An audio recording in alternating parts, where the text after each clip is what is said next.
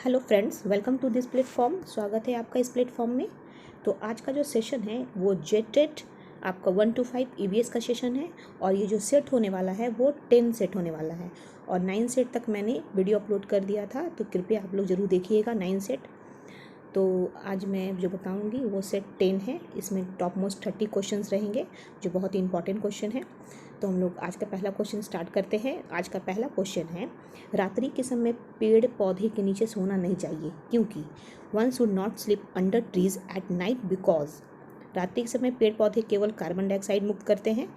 रात्रि के समय पेड़ पौधे केवल ऑक्सीजन मुक्त करते हैं। रात्रि के समय पेड़ों के नीचे गर्मी होती है या रात्रि के समय पत्तियां अधिक गिरती हैं। तो इसका राइट आंसर होगा ऑप्शन नंबर 1। रात्रि के समय पेड़ पौधे केवल कार्बन डाइऑक्साइड मुक्त करते हैं।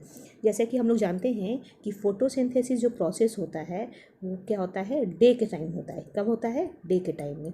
और डे के टाइम में क्या होती है ना कि ऑक्सीजन फ्री होती है, ठीक है, और उस ऑक्सीजन को हम लोग क्या करते हैं, ब्रीथिंग के रूप में यूज़ करते हैं। लेकिन रात के टाइम में क्या होता है कि पेड़ पौधे जो होते हैं ना वो CO2 रिलीज़ करते हैं, CO2 को रिलीज़ करते हैं। इसलिए रात्रि में जो होता है पेड़ पौधे क्या करते हैं, कार्बन डाइऑक्साइड को रिलीज़ करते हैं, यानी मुक्त करते हैं। और हम लोग को रात को पेड़ पौधे के नीचे नहीं सोना चाहिए। और जो CO2 गैस होता है वो हार्मफुल गैस होता है, ठीक है, ये हार्मफुल गैस होता है।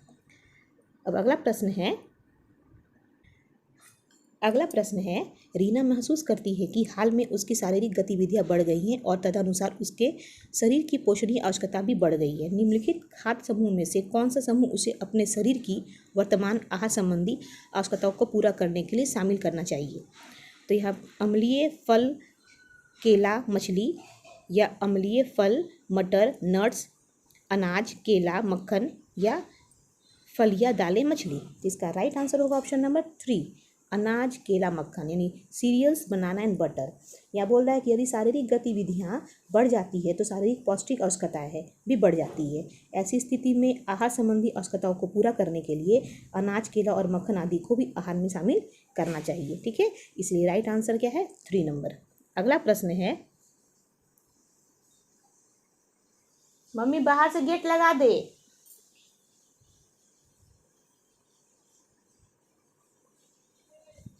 मम्मी बाहर से गेट लगा देना, गेट लगा दे।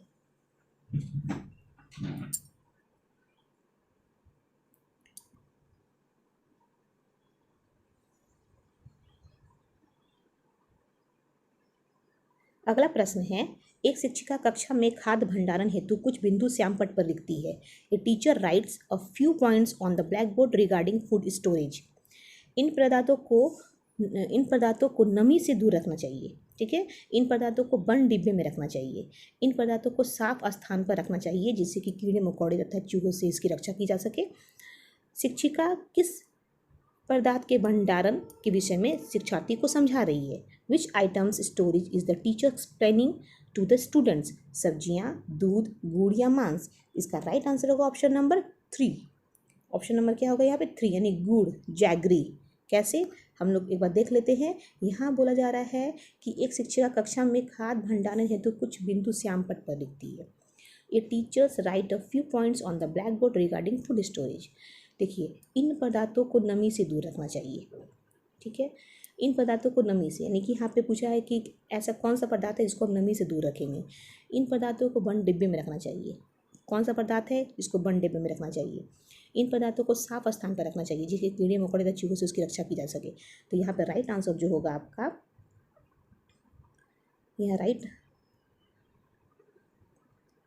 यहाँ पे जो राइट आंसर होगा आपका वो होगा जैगरी, यानी गुड़। गुड़ एक ऐसा पदार्थ है जिसको हम लोग क्या करना है, नमी से दूर रखना चाहिए। उसको पदार्थ को बंद डिब्बे में रखना चाहिए और उसको ऐसा स्थान पर रखना चाहिए, साफ स्थान पे, जहाँ पे कीड़े मकोड़े चूहों से इसकी रक्षा की जा सके। इसलिए ऑप्शन नंबर जो 3 है वो आपका राइट आंसर है, गुड़, ठीक है। अब अगला प्रश्न है, निम्न तत्वों में से किसमें कार्बोहाइड्रेट्स और प्रोटीन दोनों होते हैं? Which of the following elements are present in both carbohydrates and proteins? Phosphorus, nitrogen, sulphur या कार्बन? इसका राइट आंसर है ऑप्शन नंबर 4, कार्बन, यानी कि कार्बन प्रोटीन। ठीक है। यहाँ पे बोला जा रहा है कि कौन सा ऐसा एलिमेंट है जिसमें कार्बोहाइड्रेट्स और प्रोटीन दोनों होता है। तो कार्बन में क्या होता है, कार्बोहाइड्रेट्स और प्रोटीन दोनों होता है, यानी कि कार्बन कार्बोहाइड्रेट और प्रोटीन का एक सामान्य एलिमेंट होता है। कार्बोहाइड्रेट ऊर्जा देने वाला यौगिक होता है, यानी कार्बोहाइड्रेट जो होता है ना वो एनर्जी क्या होता है, कंपोनेंट्स होता है, ठीक है, एनर्जी कंपोनेंट्स। कार्बोहाइड्रेट से एनर्जी मिलता है, ठीक है। और जिसमें कार्बन हाइड्रोजन ऑक्सीजन होता है, बस सी होता है, हाइड्रोजन होता है, ऑक्सीजन यानी CHO। यहाँ पे कार्बन हाइड्रोजन और ऑक्सीजन तीनों होता है। प्रोटीन शरीर का निर्माण के लिए क्या होता है, एक जैव यौगिक होता है जिसमें कार्बन हाइड्रोजन और नाइट्रोजन होते हैं। कुछ प्रोटीन में सल्फर फास्फोरस और आयरन की मात्रा भी होती है, ठीक है। तो प्रोटीन में हम क्या बोल सकते हैं, कार्बन होता है, हाइड्रोजन होता है और नाइट्रोजन होता है, ठीक है। ये भी हम बोल सकते हैं। इसे ऑप्शन नंबर जो 4 है वो ऑप्शन नंबर बिल्कुल राइट आंसर है। यानी कि हम बोल सकते हैं कि कार्बोहाइड्रेट और प्रोटीन दोनों में होता है, इसमें कार्बन में। अगला प्रश्न है, साल, सागौन, बांस तथा शीशम किस बायोम के वृक्ष हैं? Sal, teak, bamboo and sheesham are trees of which biome? मानसूनी बायोम, रूम सागरीय बायोम या विषुवत रेखीय वन बायोम या मानसूनी सदाबहार? इसका राइट आंसर होगा ऑप्शन नंबर 1, मानसूनी बायोम। ये साल, सागौन, बांस और शीशम सामान्यतः मानसूनी वन के अंतर्गत आता है। ये अनुकूलन स्थापित करने के लिए अपनी पत्तियां गिरा देता है, ठीक है। ये हम कह सकते हैं कि ये जो तीनों है क्या करता है, अपना अनुकूलन स्थापित करने के लिए अपनी पत्तियों को क्या करता है, अपनी लीफ को फॉल कर देता है, गिरा देता है, ठीक है। अगला प्रश्न है, खेतों में मिट्टी में पाए जाने वाला केचुआ किसान का मित्र कहलाता है क्योंकि वह earthworms found in the soil of fields are called friends of farmers because they छोटे कीटों को खासकर फसलों को उनसे सुरक्षित रखता है, गंदी मिट्टी को खाकर फसलों की आयु बढ़ाता है, भूमि का संरक्षण करने में सहायक होता है या भूमि की उर्वरता को बढ़ाता है? इसका राइट आंसर होगा ऑप्शन नंबर 4, भूमि की उर्वरता को बढ़ाता है, यानी कि increase the fertility of the soil. केचुआ एक महत्वपूर्ण जीव होता है, ये सभी को जानते हैं। इसकी जो महानता होती है इस बात पर भी पता चलती है कि इसमें प्राकृतिक, ठीक है, प्राकृतिक हलवाहा और किसानों का मित्र कहा जाता है इसको, ठीक है। यानी कि ये नेचुरल, एक तो नेचुरल तरीके से ये हेल्प करता है और ये फार्मर का क्या होता है, फ्रेंड होता है, क्योंकि आधा काम ये फार्मर का कर देता है। ये मिट्टी जो होता है ना, कहीं अगर किसी खेत में अगर केचुआ है, ठीक है, तो ये क्या करता है, मिट्टी को भी एक तरह से लूज़ करता है, ये मिट्टी को लूज़ करने का भी काम करता है, ये भी याद रखना है। और जब मिट्टी लूज़ होगी तो इसके अंदर क्या जाएगा, एयर जाएगा, ठीक है। एक तो और कारण हो गया, ऊपर से क्या करता है, ये मिट्टी की फर्टिलिटी यानी कि जब उसकी उपजाऊ शक्ति होती है ना उसको बढ़ाता है, इसीलिए ये फार्मर का फ्रेंड्स होता है और नेचुरल के लिए भी ये हेल्पफुल होता है, नेचर के लिए भी। अगला प्रश्न है, राम का साथी उसे विटामिन सी की जानकारी देते हुए 4 तथ्य बताता है। Ram friends tell him 4 facts while sharing information about vitamin C. यह नींबू, संतरे तथा आंवले में भरपूर मात्रा में पाया जाता है, पहला। दूसरा है, इसकी कमी से शरीर में रतौंधी नामक रोग हो जाता है, दूसरा। तीसरा है, यह शरीर को संक्रमण से लड़ने की शक्ति प्रदान करता है, और चौथा है, ये दांतों और मसूड़ों को सुरक्षित रखने के लिए आवश्यक है। तो इसका राइट आंसर होगा ऑप्शन नंबर, देख लेते हैं इसमें आगे। हाँ, राम के साथी द्वारा दी गई उपयुक्त जानकारी में से सत्य है। यहाँ पे दे दिया है आपका ऑप्शन 1 2 3 2 3 4 1 3 4 और 1 4। तो यहाँ पे हम लोग देखेंगे इस स्टेटमेंट के अकॉर्डिंग कौन सा सही है।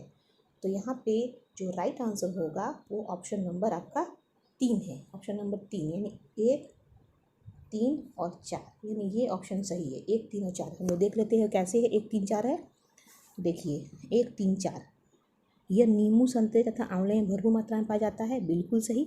इसमें विटामिन सी होता है, नींबू में, संतरा में, आंवला में, ठीक है। ये ऐसे भी हम लोग जान रहे हैं और ये भी ऐसे भी एग्जाम में पूछे जाते हैं कि संतरे में कौन सा विटामिन होता है या नींबू में कौन सा विटामिन होता है या आंवला में कौन सा विटामिन होता है, ठीक है। अब तीसरा नंबर है, यह शरीर को संक्रमण से लड़ने की शक्ति प्रदान करता है, ये भी सही है। विटामिन सी जो होता है ना, ये प्रोवाइड करता है बॉडी को, ठीक है, पावर ऑफ फाइट इन्फेक्शन, यानी कि बॉडी में अगर मान लीजिए कोई संक्रामक रोग घुस गया है तो हमारी बॉडी क्या करती है, उसे लड़ती है। ठीक है, और ऑप्शन नंबर 4 क्या है, यह दांतों और मसूड़ों को सुरक्षित रखा जाता है। ठीक है, दांतों और मसूड़ों को सुरक्षित रखता है विटामिन सी। याद रखना है कि विटामिन सी लेने से हमारे दांत मजबूत रहेंगे, हमारे मसूड़े मजबूत रहेंगे। ठीक है, तो इसलिए ऑप्शन नंबर जो 3 है वो आपका राइट आंसर है। अगला प्रश्न है, आवासों के संबंध में निम्न कथन का अध्ययन करें। Study the following statement regarding habits. किसी पर्यावरण में किसी प्रजाति के आवास मात्र भिन्न भिन्न होते हैं। किसी पर्यावरण में किसी प्रजाति का आवास मात्र उसका भार होता है। दो प्रजातियां बिना प्रतिस्पर्धा के एक ही आवास यानी सह अस्तित्व में रह सकती है। किसी पर्यावरण में किसी प्रजाति का आवास उसके कार्यात्मक लक्षण को परिभाषित करता है। ठीक है, यहाँ 4 स्टेटमेंट दे दिया गया है। अब हम लोग कथन देखेंगे। उपरोक्त कथन में से कौन से परिस्थिति के आवास का सही वर्णन करता है। Which of the above statement correctly describe ecological habitats. ठीक है, 1, 4, 1, 2, 2, 3 या 3 और 4। इसका राइट आंसर होगा ऑप्शन नंबर 1, यानी कि 1 और 4। 1 और 4 कैसे है, 1 और 4 हम लोग देख लेते हैं। ये 1 और 4 कैसे है। पहला वाला में हम लोग देख लेते हैं। 1 में किसी पर्यावरण में किसी प्रजाति के आवास मात्र भिन्न भिन्न होते हैं। ये भी सही है कि in habitat the micro habitats of species are merely डिफरेंटेड।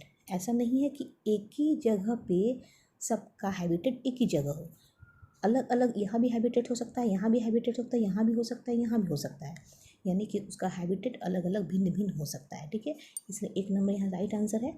अब यहाँ देखा गया है कि 4 नंबर क्या है, किसी पर्यावास में किसी प्रजाति का आवास उसके कार्यात्मक लक्षण को परिभाषित करता है। The habitat of species in environment defines its functional role. ठीक है, कैसे हम लोग देख लेते हैं कि देखिए, किसी प्रजाति का आवास जो होता है पर्यावरण में उसकी कार्यात्मक विशिष्टता को परिभाषित करता है। किसी पर्यावरण में किसी प्रजाति के आवास मात्र भिन्न भिन्न होते हैं, ये भी सही है। कोई भी 2 प्रजाति एक ही आवास में बिना प्रतिस्पर्धा के नहीं रह सकता है। ठीक है, ये भी सही है। और पर्यावरण किसी प्रजाति के केवल एक क्षेत्र में ही होता है, जहाँ पर एक आवास उसकी प्रजाति के अधिकृत क्षेत्र में की गई क्रियाओं को परिभाषित करता है। इसलिए विकल्प 1 जो होता है वो बिल्कुल सही है, यानी कि यहाँ पे विकल्प 1 में आपका 1 नंबर और 4 नंबर दिया गया है, यानी 1 और 4 बिल्कुल सही है। अगला प्रश्न है, पक्षियों में पाई जाने वाली निम्न विशेषता का अध्ययन कीजिए। Study the following characteristic found in birds. सुडौल शरीर, स्ट्रीमलाइन बॉडी, खोखली हड्डियाँ यानी हॉलो बोन्स, पंख और पैर पर विंग्स एंड फेदर्स, स्थिर रहने वाले पैर और घूमने वाली गर्दन। ये पूछा जा रहा है कि यहाँ पे स्टेटमेंट दिया गया है उसके आधार पे हमको क्या करना है, उसकी विशेषता को बताना है। ठीक है, तो यहाँ पे उपरोक्त अनुकूलन विशेषताओं में से कौन सी पक्षियों की लड़ने में सहायता करती है। Which of the following adaptive features help birds in flying. 1, 2, 3 या 1, 2, 4, 3 या 4 या 2 या 3। तो हम लोग यहाँ देखेंगे कि इसका राइट आंसर जो होगा उसको ऑप्शन नंबर 1 होगा। 1, 2, 3 यानी 1, 2 और 3। तो 1, 2, 3 कैसे हुआ हम लोग देख लेते हैं स्टेटमेंट। सबसे पहला तो इसकी जो विशेषता होती है बर्ड्स की, सुडौल शरीर, स्ट्रीमलाइन बॉडी, ये बिल्कुल सही है 1। ठीक है, खोखली हड्डी, हॉलो बॉन्स, ये भी बिल्कुल सही है। ठीक है, उसके बाद यहाँ क्या होता है, पंख और पैर, विंग्स और फेदर, यानी 1, 2, 3 विंग्स और फेदर, यानी कि विंग्स और फेदर जो होते हैं वो भी बिल्कुल सही आंसर है।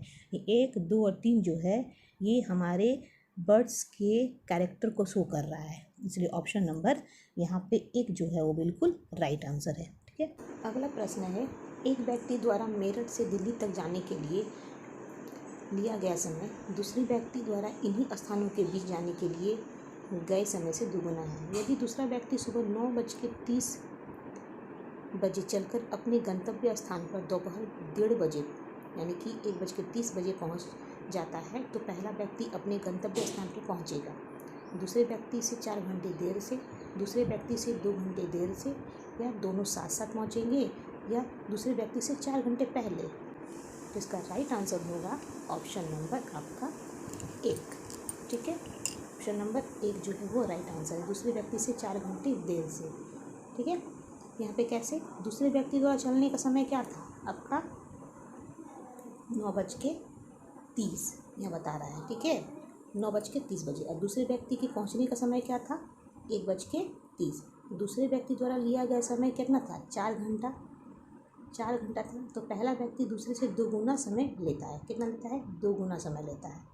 ठीक है, तो तब पहला व्यक्ति दूसरे व्यक्ति से 4 घंटा क्या करेगा, वो देर से पहुंचेगा, इसीलिए ऑप्शन नंबर 1 जो है वो राइट आंसर है। अगला प्रश्न है, निम्नलिखित का मिलान कीजिए, मैच द फॉलोइंग। ठीक है, सूची दे दिया है 1, सूची 2। सूची 1 में दिया है इंसेक्ट यानी कीट, बर्ड, रेप्टाइल, मैमल। सूची 2 में दिया है कछुआ, कॉकरोच, चमगादड़ और उल्लू यानी कि टॉर्टोइस, कॉकरोच, बैट और उल्लू। यहाँ पे कूट दे दिया गया है। अब हम यहाँ पे वो मैच करना है, तो मैच के अकॉर्डिंग यहाँ पे ऑप्शन नंबर जो 4 है वो बिल्कुल राइट आंसर है। वो कैसे, ऑप्शन नंबर 4 में दिया है A का 2, B का 4, C का 1, D का 3। A का दिया है 2, ऑप्शन नंबर 4 में A का दिया है आपका, A का दिया है 2। कैसे देखिए, A का 2 यानी कीट, कीट क्या है एक कॉकरोच है, बिल्कुल राइट आंसर। उसके बाद B का दिया है 4, B का है 4 यानी कि बर्ड यानी उल्लू एक बर्ड है, बिल्कुल राइट आंसर।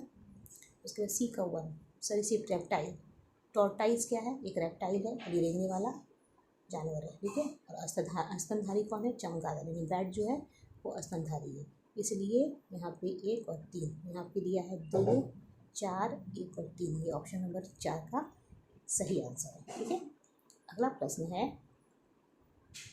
यदि आप भारत में मानचित्र पर कोई सरल रेखा खींचें जो भारत की राजधानी और पश्चिमी बंगाल की राजधानी को मिलाती हो, तो नई दिल्ली के सापेक्ष कोलकाता की दिशा होगी दक्षिण पूर्व, दक्षिण पश्चिमी, ठीक पूर्व या उत्तर पूर्व। इसका राइट आंसर होगा ऑप्शन नंबर 1 दक्षिण पूर्व। ठीक है, अगला प्रश्न है, ग्रेगर मेंडल का एक मंक यानी मुनि थे जिन्होंने 28,000 मटर के पौधे के साथ 7 वर्षों तक मठ के बगीचों में प्रयोग किया। उन्होंने यह पाया कि मटर के पौधे में कुछ ऐसे लक्षण हैं जो जोड़ियों में आते हैं, निम्नलिखित में से छांटिए जिन्हें मेंडल ने अपने प्रयोगों में नहीं पाया था। बीजों का हरा या पीला होना, बीजों का खुरदरा या चिकना होना, पौधे का लंबा या नाटा होना, अगली पीढ़ी के लिए पौधे का बीजों का नया रंग जो पीली और हरे गुण से मिलकर बना है। तो इसका राइट आंसर होगा ऑप्शन नंबर 1 बीजों का हरा या पीला होना। ये ग्रेगर जॉन मेंडल एक क्या थे जर्मन भाषी ऑस्ट्रियाई, ठीक है, ऑगस्टीन पादरी और वैज्ञानिक थे। इन्हें अनुवांशिक यानी कि जेनेटिक्स के फादर कहा जाता है, जेनेटिक्स के फादर यानी जेनेटिक्स के पिता कहा जाता है, जनक। इन्होंने मटर के दानों का प्रयोग कर अनुवांशिकी के नियम को निर्धारित किया था, लॉ ऑफ हेरिडिटी को क्या किया था निर्धारित किया था। उनके द्वारा एक मठ में 7 वर्षों तक 28,000 मटर के पौधे क्या किए गए थे, उनके लिए प्रयोग में आए थे। यह लक्षण शामिल नहीं था कि अगली पीढ़ी में पौधे के बीजों का नया रंग जो पीली और हरे गुण से मिलकर बना हो, जबकि अन्य सभी विकल्प उनके प्रयोगों के आधार पर परिलक्षित है, यानी कि बीजों का हरा और पीला रंग होना, ये वाला इनका क्या था अपने प्रयोग में इन्होंने नहीं पाया था, बाकी तीनों चीज़ें उन्होंने पाया था। ठीक है, ऑप्शन नंबर 1 जो है वो राइट आंसर है। अगला प्रश्न है, यदि आप सबसे छोटे मार्ग से ट्रेन द्वारा पटना से चंडीगढ़ जा रहे हैं तो वो संभावित राज्य यानी केंद्र शासित प्रदेश से होकर आप नहीं गुजरेंगे। If you are the travelling from Patna to Chandigarh by train via the shortest route which potential stage union territory will you not pass through, Haryana, Uttar Pradesh, Punjab या दिल्ली। इसका राइट आंसर होगा ऑप्शन नंबर 3। ठीक है, यानी कि पंजाब। पटना से चंडीगढ़ की यात्रा करते समय सबसे कम दूरी का रेल मार्ग उत्तर प्रदेश, दिल्ली और हरियाणा से होकर ही गुजरता है, अतः पंजाब राज्य इस रेल मार्ग के अंतर्गत क्या होता नहीं आता है। ठीक है, इसलिए ऑप्शन नंबर 3 जो है वो राइट आंसर है। अगला प्रश्न है, स्लॉथ के बारे में नीचे दिए गए कथनों में से सही कथन को चुनिए। Choose the correct statement about sloth from the following. यहाँ बता रहा है स्लॉथ के बारे में, तो 4 स्टेटमेंट दिए गए हैं, हमको चुनना है। स्लॉथ लगभग 40 वर्ष तक जीते हैं और अपने जीवन काल में 50 वृक्षों पर घूमने की तकलीफ उठाते हैं। स्लॉथ लगभग 10 वर्षों तक जीते हैं और अपने जीवन काल में 40 वृक्षों पर घूमने की तकलीफ उठाते हैं। स्लॉथ लगभग 40 वर्ष तक जीते हैं और अपने जीवन काल में 8 वृक्षों पर घूमने की तकलीफ उठाते हैं। स्लॉथ लगभग 8 वर्षों तक जीते हैं और अपने जीवन काल में 40 वर्षों तक घूमने की तकलीफ उठाते हैं। तो ऑप्शन नंबर यहाँ पे जो 3 होगा वो राइट आंसर होगा, यानी कि स्लॉथ लगभग 40 वर्ष तक जीते हैं, ठीक है, और अपने जीवन काल में 8 वृक्ष पर घूमने की तकलीफ उठाते हैं। स्लॉथ लगभग क्या होता है, 40 वर्षों तक जीते हैं और अपने जीवन काल में क्या करते हैं, 8 वृक्ष पर घूमने की तकलीफ उठाते हैं। और दुनिया का सबसे आलसी जानवर स्लॉथ होता है, याद रखना है। और ये मध्य प्रदेश और दक्षिणी अमेरिका उष्णकटिबंधीय जंगल में पाया जाता है। यह पशु अपने जीवन का 90% हिस्सा उल्टा लटक कर गुजार देता है, यानी 90% ये क्या करता है, उल्टा लटक कर अपना जीवन को गुजारता है, ठीक है। इसलिए अपनी गर्दन यानी 270 डिग्री तक घुमा सकता है। ये अपनी गर्दन कितना डिग्री तक घुमा सकता है, 270 डिग्री तक क्या कर सकता है, रोटेट कर सकता है। जो ऑप्शन नंबर 3 जो है वो राइट आंसर है। अगला प्रश्न है, पर्यावरण अध्ययन शिक्षा का अर्थ है। इन्वायरमेंटल स्टडीज एजुकेशन मीन्स पर्यावरण के संबंध में जानकारी एवं कुशलता विकसित करना, पर्यावरण प्रदूषण रोकना, पर्यावरण के संकट को पहचानना, पर्यावरण तकनीक का विकास। इसका राइट आंसर होगा ऑप्शन नंबर 1, पर्यावरण के संबंध में जानकारी एवं कुशलता, यानी कि कुशलता विकसित करना। पर्यावरण शिक्षा का अर्थ पर्यावरण के विषय में जानकारी एवं कुशलता विकसित करना है ही। सभी अर्थों में पर्यावरण शिक्षा एक साहसिक क्रिया होनी चाहिए जो एक ऐसे मार्ग की ओर ले जा सकता है जहाँ की शिक्षा में अमूल चूल क्या होता है, परिवर्तन आ सके और सतत विकास की ओर प्रगति कर सके। इसलिए ऑप्शन नंबर 1 जो है वो राइट आंसर है। अगला प्रश्न है, दोपहर के भोजन अवकाश के बाद पर्यावरण अध्ययन पढ़ाते समय आप ये पाते हैं कि बच्चे पाठ में रुचि नहीं ले रहे हैं, आप क्या करेंगे? While teaching environmental studies after the midday meal break, you find that students are not taking interest in the lesson. What will you do?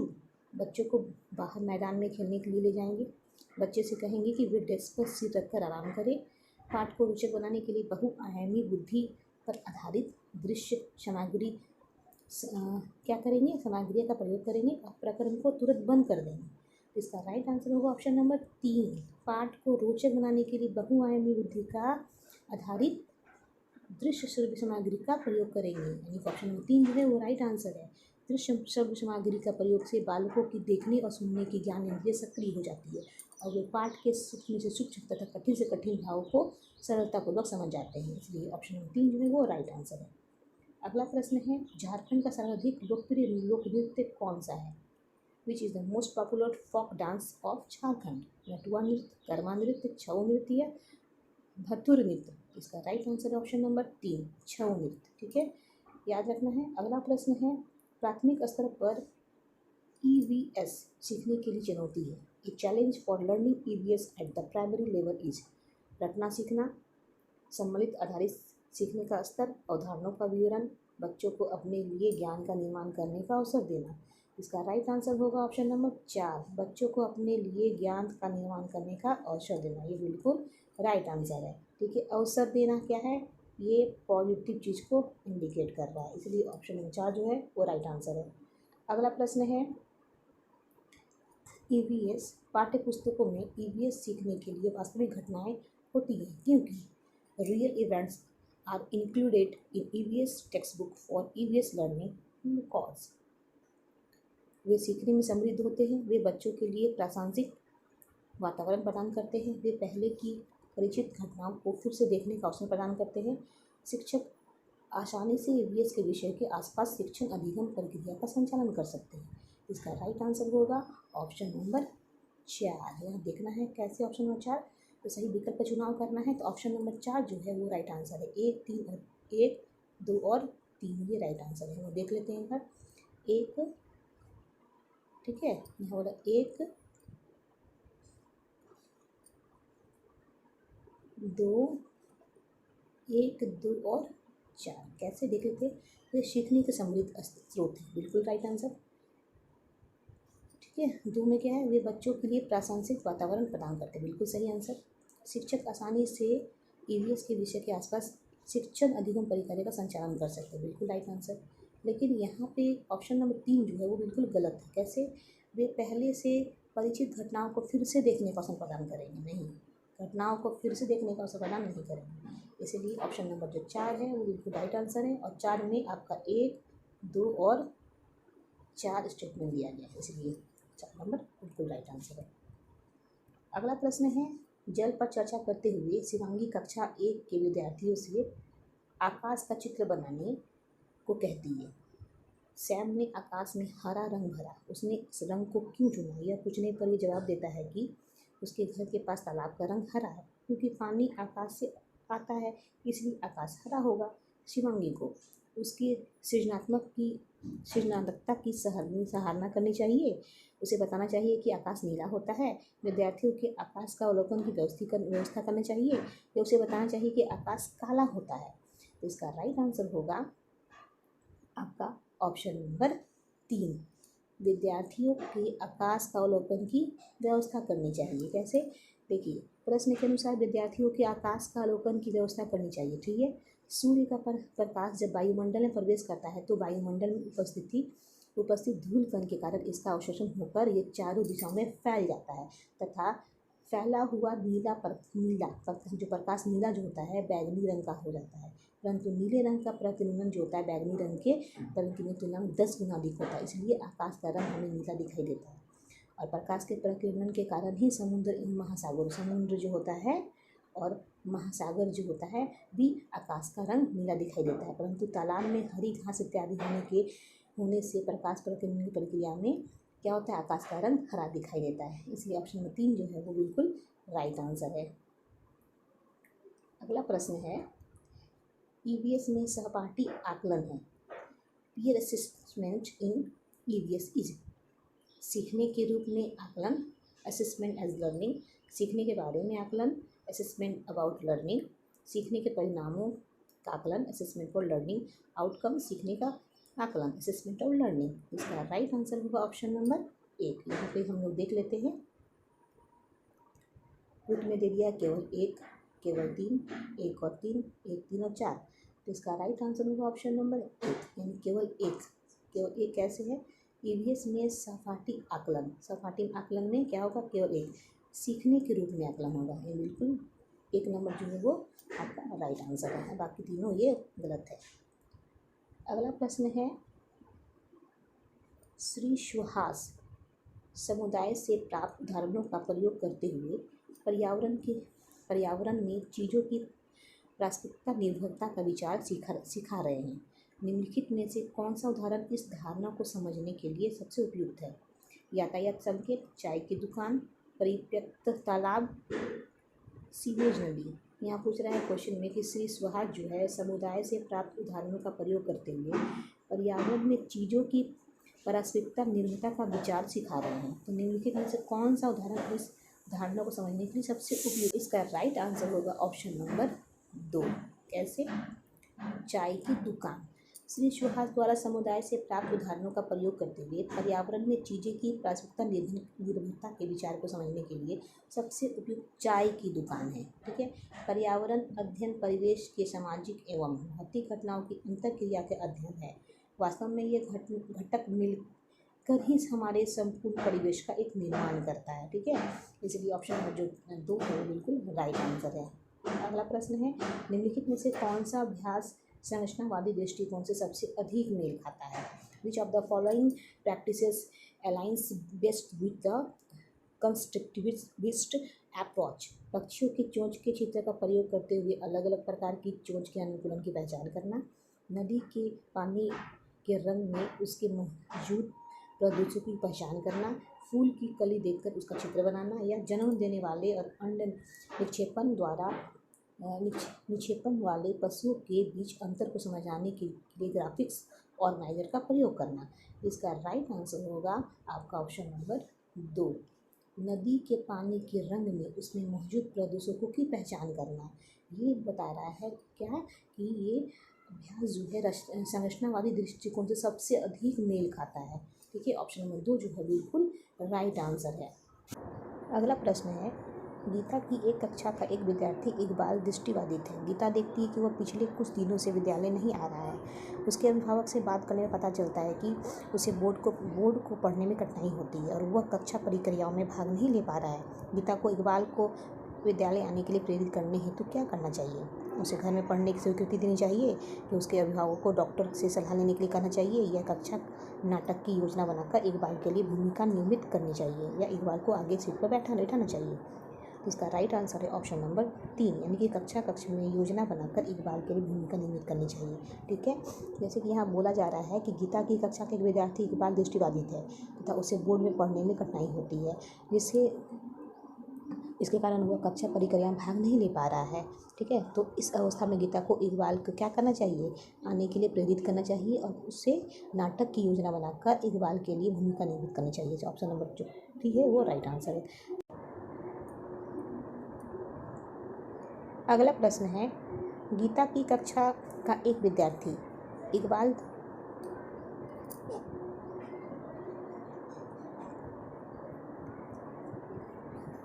अगला प्रश्न है, गीता की एक कक्षा का एक विद्यार्थी इकबाल दृष्टिबाधित है। गीता देखती है कि वह पिछले कुछ दिनों से विद्यालय नहीं आ रहा है। उसके अभिभावक से बात करने में पता चलता है कि उसे बोर्ड को पढ़ने में कठिनाई होती है और वह कक्षा परिक्रियाओं में भाग नहीं ले पा रहा है। गीता को इकबाल को विद्यालय आने के लिए प्रेरित करने हेतु क्या करना चाहिए? उसे घर में पढ़ने की स्वीकृति देनी चाहिए, कि उसके अभिभावकों को डॉक्टर से सलाह लेने के लिए कहना चाहिए, या कक्षा नाटक की योजना बनाकर एक बार के लिए भूमिका नियमित करनी चाहिए, या एक बार को आगे सीट पर बैठाना चाहिए? तो इसका राइट आंसर है ऑप्शन नंबर 3, यानी कि कक्षा में योजना बनाकर एक बार के लिए भूमिका नियमित करनी चाहिए। ठीक है, जैसे कि यहाँ बोला जा रहा है कि गीता की कक्षा के एक विद्यार्थी इकबाल दृष्टिबाधित है तथा उसे बोर्ड में पढ़ने में कठिनाई होती है, इसके कारण वह कक्षा परिक्रमा में भाग नहीं ले पा रहा है। ठीक है, तो इस अवस्था में गीता को इकबाल को क्या करना चाहिए? आने के लिए प्रेरित करना चाहिए और उससे नाटक की योजना बनाकर इकबाल के लिए भूमिका नियमित करनी चाहिए। जो ऑप्शन नंबर जो ठीक है वो राइट आंसर है। अगला प्रश्न है, एक शिक्षक अपनी कक्षा में एक विद्यार्थी को मरुस्थल पौधे की 3 विशेषताएं लिखने को कहता है। शिक्षार्थी इन 3 पौधों की विशेषता निम्न प्रकार से लिखता है। ठीक है, तो यहाँ पे दे दिया है कि teacher asks the student to write the 3 characteristic of desert plant. The students writes the characteristic of follow. इन पौधे की पत्तियां बहुत छोटी या अनुपस्थित होती हैं, इनका तना कठोर होता है, इन पौधे पर कांटे पाए जाते हैं। यानी कि यहाँ पे दे दिया है कि शिक्षार्थी द्वारा लिखी गई विशेषता में सही है। 1 या 2, 2 या 3, 1 या 3, 1, 2 या 3। तो इसका राइट आंसर होगा ऑप्शन नंबर 4। वो कैसे होगा ऑप्शन नंबर 4 देखते हैं हम लोग। इन पौधे की पत्तियां बहुत छोटी या अनुपस्थित होती है, बिल्कुल सही है। इनका तना भी कठोर होता है, बिल्कुल सही है। इन पौधे पर कांटे पाए जाते हैं, बिल्कुल सही है। यानी 1, 2, 3 जो है वो बिल्कुल राइट आंसर है। तो इसके अकॉर्डिंग जो ऑप्शन नंबर 4 है वो बिल्कुल राइट आंसर है। अगला प्रश्न है, मानव जीवन के लिए आवश्यक वस्तुओं गैसों, ईंधन आदि को पर्यावरण विषय में सम्मिलित करने का मुख्य कारण है। The main reason for including essential items gas fuels it for human life in environmental studies. संरक्षण के लिए, उपलब्धता जानने के लिए, नष्ट करने के लिए, उपयोग पर रोकथाम करने के लिए। तो इसका राइट आंसर होगा ऑप्शन नंबर 1, संरक्षण के लिए, यानी फॉर कंजर्वेशन।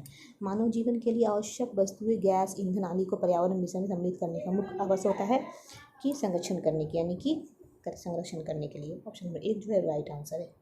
अगला प्रश्न है, पर्यावरण अध्ययन की पाठ्य पुस्तकों में अभ्यास और गतिविधियों को कहाँ उपलब्ध कराया जाना चाहिए? Where should exercise and activities be provide in environmental studies textbook. पाठ के अंत में, पुस्तक के विभिन्न स्थानों पर, या इकाइयों के अंत में, या प्रकरणों के अंतर्निर्मित रूप में। इसका राइट आंसर होगा ऑप्शन नंबर 4, प्रकरणों के अंतर्निर्मित रूप में। अगला प्रश्न है, एक शिक्षिका अपने शिक्षार्थियों को विभिन्न पशुओं के चित्र देती है और उन पशुओं पर रंग भरने को कहती है जो हमारे घरों में नहीं रहते। इन गतिविधियों का मुख्य उद्देश्य क्या विकसित करना है। तो a teacher gives picture of various animals to her students and asks them to colour those animals that do not live in our house. The main object of this activity is to defend. सृजनात्मकता, अवलोकन और वर्गीकरण कौशल, ये data संग्रह। उपरोक्त कथनों में सही कथन को चुनिए।